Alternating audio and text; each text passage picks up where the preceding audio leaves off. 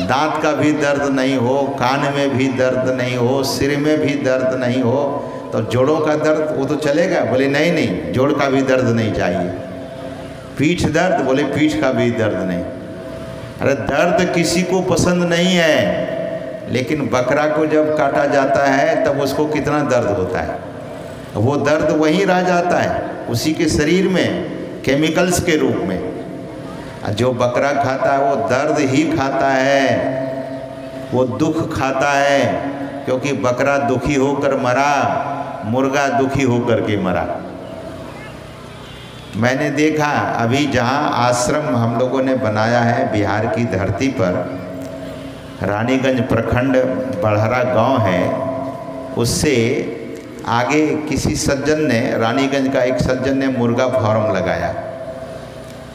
अब मुर्गा फार्म लगाया तो बहुत मुर्गा वो बेचने लगा फार्म से। जो सज्जन लगाए थे उनका पैर टूटा, कमर टूटा, रीढ़ की हड्डी टूटी, बहुत रोग हो गया, परिवार में झंझट हो गया, सब परिवार तार तार हो गया। किसी ने पूछा कि फार्म तो आपका वीरान हो गया, अब क्या हो गया? बोले कमाई तो शुरू में बड़ी ज़बरदस्त हुई, लगा कि हम भी अंबानी बन जाएंगे, अडानी बनेंगे, लेकिन बाद में पता लगा कि महापाप है। पाप जो करता है वो सुखी नहीं हो सकता। पाप नहीं करना चाहिए। शास्त्र कहता है कि सुंदर शरीर पाकर कोई पाप करे, समझदार, जितना मनुष्य समझदार होता है उतना पशु समझदार नहीं होता। तो देव दुर्लभ शरीर, मैं अक्सर भगवान बुद्ध की बात सुनाया करता हूँ। भगवान बुद्ध कहते हैं when you are eating the meat of animals, meat of birds, you are not eating the meat of birds and animals. You are eating the instinct of that animal, and it is going to disturb you. It is going to give you tension. It is going to give you disease. So many things, so many ill things will be in your life, and finally you will be so much unhappiness.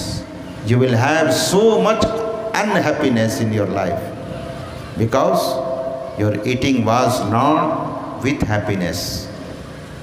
Therefore, one should not eat meat of animals, meat of birds. Your body is pure. Your body is pious. Therefore, maintain your body. It must remain pure and pious. यही भगवान बुद्ध कहते हैं। भगवान बुद्ध कहते हैं अपने शुद्धता को, परिशुद्धता को, अपनी पवित्रता को मेंटेन करो। क्यों इस शरीर को दूषित कर रहे हो? भगवान के द्वारा यह निर्मित शरीर है। तभी काकभूषुंडी जी महाराज कहते हैं कि जीव चराचर जांचत जेही, चराचर, चर में अचर, इस चर अचर जगत में सब जीव चाहता है कि हमें मनुष्य का शरीर मिल जाए। मनुष्य का शरीर हर जीव चाहता है। और इस शरीर में 3 सीढ़ियां लगी हुई है, नरक की, स्वर्ग की और अपवर्ग की सीढ़ी लगी हुई है। ध्यान दीजिए, नरक की सीढ़ी कौन सी है? तो महापुरुष कहते हैं जो दूसरे को सताता है, दूसरे को मारता है, दूसरे का धन छीनता है, मांस मछली अंडा का सेवन करता है और दुराचार करता है, शराब पीता है, नशा पान करता है, ऐसे लोग फिर नरक की सीढ़ी पर अपना कदम रख दिया है। और जिस दिन ये जितना दुष्कर्म है छोड़ देता है, उसका कदम किधर, स्वर्ग की सीढ़ी पर चला जाता है तत्काल। आप देखते हैं जनरेटर जो चलता है आपके घर में, इन्वर्टर होगा, जनरेटर तो सभी लोग नहीं रखते हैं, तो बिजली जाने पर इन्वर्टर काम करने लगता है, लेकिन जब जनरेटर लगाएंगे तो वहाँ चेंजर होता है, चेंज कर देते हैं लोग। अब जनरेटर से जो उत्पन्न बिजली है वो चलती है, और बिजली जो चलती है तो कुछ ऑटोमेटिक वो कटआउट होता है, जो ऑटोमेटिक कटआउट होकर के जनरेटर पर या बिजली पर हम आप पवित्र काम करेंगे तो ऑटोमेटिक कटआउट है वहाँ पर, ऑटोमेटिक हम आप स्वर्ग की सीढ़ी पर चले जाएंगे। और सत्संग करेंगे, ध्यान करेंगे तो स्वर्ग की सीढ़ी पर नहीं, तब अपवर्ग की सीढ़ी की ओर चले जाएंगे। हम आप अपवर्ग की सीढ़ी पर जब ध्यान सत्संग करना शुरू कर देंगे, और अपवर्ग ही मोक्ष धाम है। वो देश कैसा है, तो भगवान श्री कृष्ण गीता में कहते हैं, न तद्भास्यते सूर्यो न शशांको न पावकः यद गत्वा न निवर्तन्ते तद्धाम परमम मम। भगवान कहते हैं यद गत्वा, जहाँ जाने से, न निवर्तन्ते, पुनः आना न पड़े, वो धाम ऐसा है। कबीर साहब कहते हैं, कहाँ उस देश की बतियाँ जहाँ नहीं होत दिन रतियाँ। हम आप किस लोक में हैं? सौर्य जगत में। यहाँ सूर्य, हम आप सौर्य जगत में हैं। आप कल्पना कीजिए कि जहाँ सूरज नहीं है, जहाँ चंद्रमा नहीं है, जहाँ तारे नहीं है, जहाँ नक्षत्र नहीं है, वो लोक कैसा है?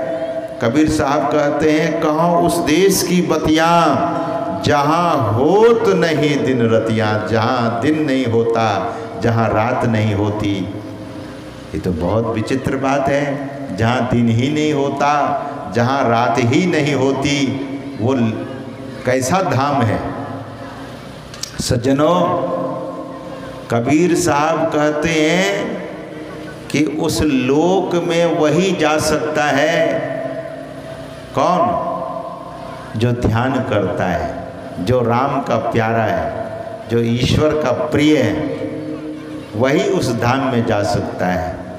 कबीर साहब कहते हैं, न जोगी जोग से ध्यावे, न तपसी देह जरवावे, असहज में ध्यान से पावे। अभी कुंभ मेला जो गए होंगे या जो जाएंगे तो देखेंगे, एक महात्मा हाथी उठा करके तपस्या कर रहा है। हाथ में जो नाखून है वो टेढ़ा पड़ गया है। कबीर साहब इसका खंडन कर रहे हैं, कहते हैं, न जोगी जोग से ध्यावे, न तपसी देह जरवावे। बहुत महात्मा आपको मिलेंगे जो चारों तरफ से अग्नि जलाकर बीच में बैठते हैं खाली जगह में, और सिर पर भी अग्नि का मटकी रख लेते हैं। तपसी देह जरवावे, न तपसी देह जरवावे। कबीर साहब कहते तपस्वी लोग देह जलाता है, लेकिन देह जलाने की जरूरत नहीं है। तब कैसे होगा महाराज? तो संत कबीर साहब कहते हैं, सहज में ध्यान से पावे, सुरति का खेल जही आवे। सहज में ध्यान से पावे। लेकिन ध्यान दीजिए, पंक्ति पर आप लोगों ने ध्यान दिया? सत्संग में बैठे हैं तो सत्संग सुनिए, और ये सत्संग संत मत का सत्संग है।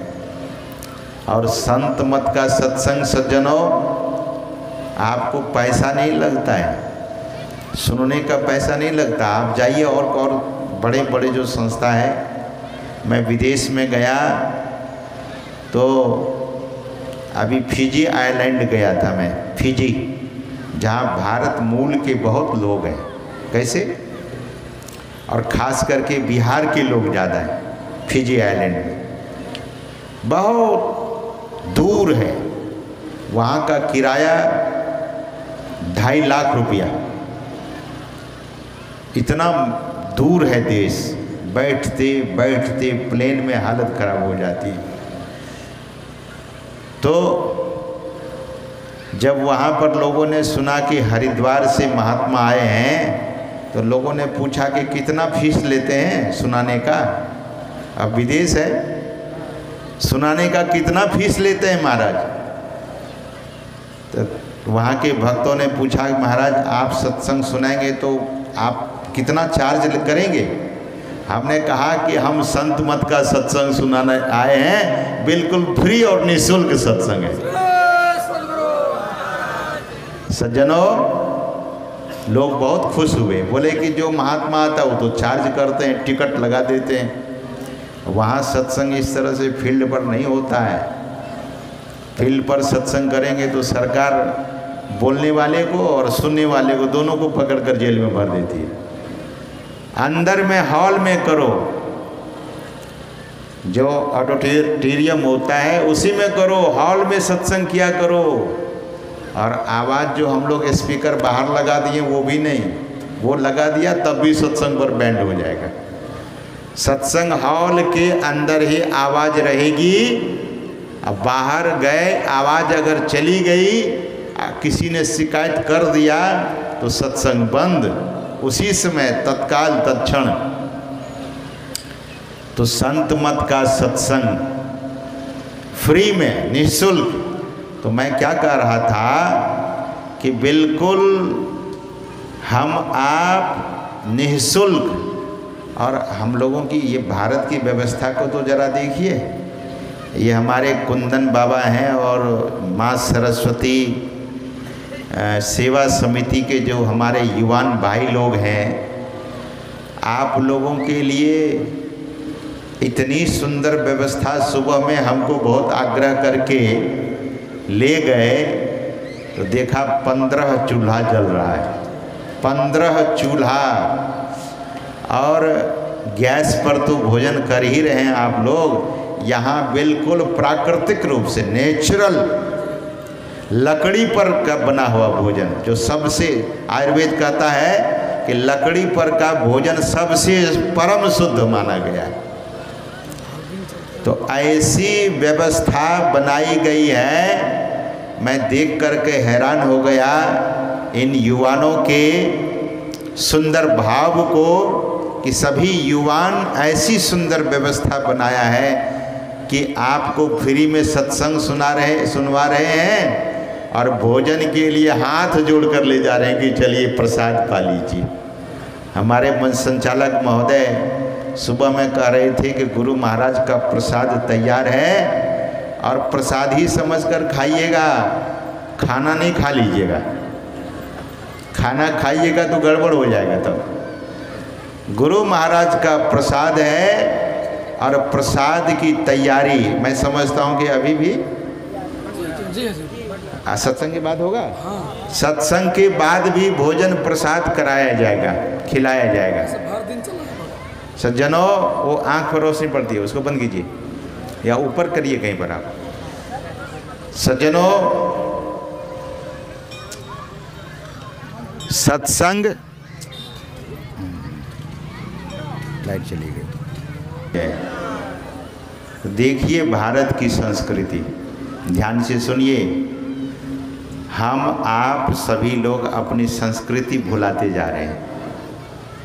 भारत के लोग हैं और भारत की संस्कृति दुनिया में सबसे ऊंची संस्कृति है।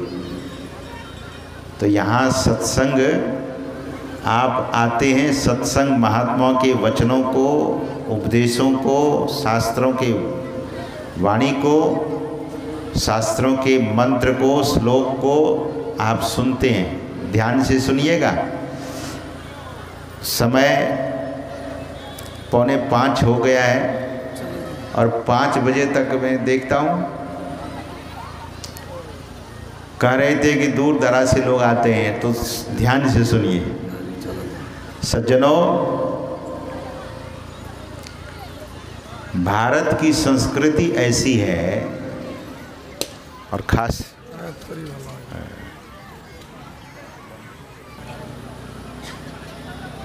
माइक की व्यवस्था को दुरुस्त किया जाए। बोलने का सिलसिला टूटने पर फिर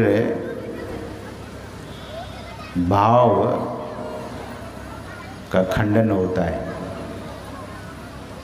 तो मैं निवेदन कर रहा था सज्जनों कि भारत की संस्कृति इतनी ऊंची है, अपने यहाँ ज्ञान भी निःशुल्क परोसा जाता है। देखिए, सुबह में मैं सुना रहा था कि अध्यात्म ज्ञान के बराबरी कोई भी ज्ञान नहीं है। भगवान श्री कृष्ण कहते हैं नहीं ज्ञानेन सदृशम, अध्यात्म ज्ञान के सदृश भगवान श्री कृष्ण कहते हैं कि इसके जैसे दूसरा कोई ज्ञान नहीं है। पवित्रम यह विद्यते। अरे ये तो बोलने ही नहीं देगा। तो ज्ञान के समान दूसरा कोई चीज़ नहीं है जो हम आपको पवित्र कर दे।